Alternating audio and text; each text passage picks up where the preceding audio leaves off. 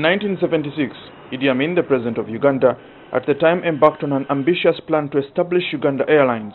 The airline became operational in 1977, and it went on to fly a number of regional routes, and some beyond Africa. The national carrier eventually ceased operations in 2001 after years of loss-making and a number of failed attempts to privatize it. However, during the 2016-2017 budget reading, President Yoweri Museveni announced how Uganda Airlines would be revived. Therefore, the NRM government has decided to start a national airline to stop the outflow of this money and to end travel inconveniences to Ugandans. We are now finalizing the modalities. A major step towards reviving Uganda Airlines was undertaken earlier this year when the government of Uganda signed a memorandum of understanding with the French aeroplane manufacturer Airbus and the Canadian plane makers Bombardier. In the 1990s, the Uganda government dismantled the Uganda Airlines.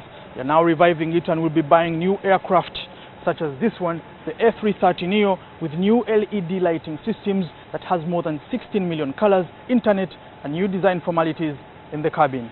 So in Africa, some of the most popular operators of the A330 today are South African Airways, Air Mauritius, Egypt Air, and Rwanda Air. We're offering the latest in aerodynamics as well as the latest engine technology. This airplane is going to deliver 25% lower fuel burn. The Minister of Finance is yet to finalize the purchase agreement with Airbus.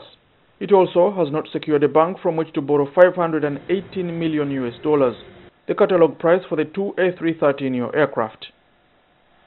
The potential for Uganda Airlines is further fronted by a report from Sabre 2017 showing that half of passengers from and to Uganda are 44% from Africa, 19% from Europe, and 13% from Asia. If everyone's flights at the same time, you very often have airport congestion, which means that you cannot land at 6, you have to land at 7, at 8, at 9, or even later. And this is sometimes a big problem in some African countries where you would like to go there, but you can't.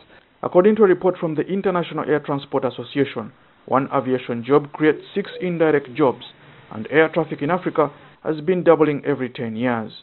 Whether Uganda Airlines is a gamble or not, it remains to be seen whether those who have been charged with running the national carrier do not make the mistakes of the past. Andrew Anitwe, NTV, Toulouse, France.